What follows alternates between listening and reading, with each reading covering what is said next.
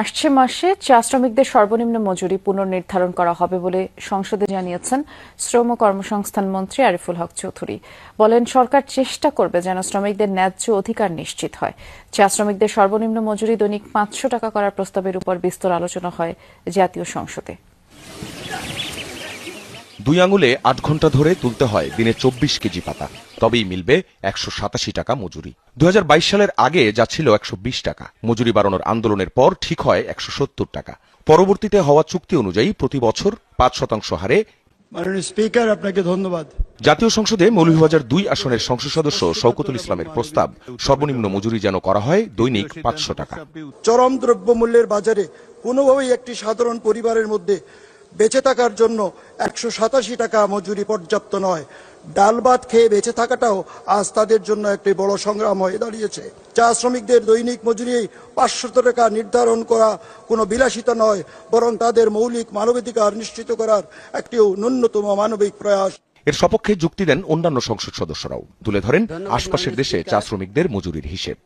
শ্রীলঙ্কায় যখন এই মুহূর্তে 550 টাকা, কেনিয়ায় 483 টাকা, ভারতে 256 টাকা দৈনিক 8 ঘন্টা পরিশ্রমিক দেওয়া হয়, অথচ বাংলাদেশে 2015 সালে মাত্র 85 টাকা, আন্দোলনের পর 102 টাকা এবং 22 সালে 170 টাকা, এবং এরপরে প্রতি বছরে এই সামান্য টাকার 5% করে আপনার রেয়াত দেওয়া হয়।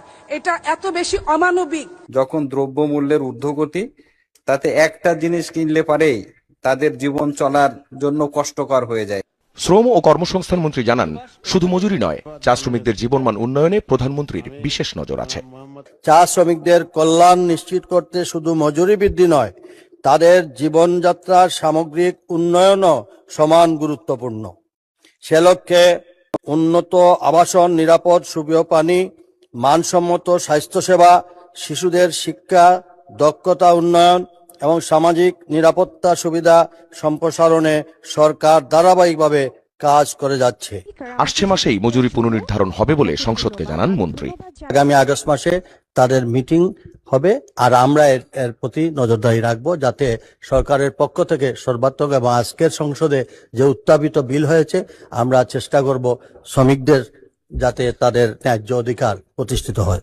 2022 সালের আগস্টে দৈনিক মজুরি 300 টাকা করার দাবিতে চা শ্রমিকরা 19 দিন ব্যাপী দেশজুড়ে লাগাতার ধর্মঘট ও তীব্র আন্দোলন করেছিলেন।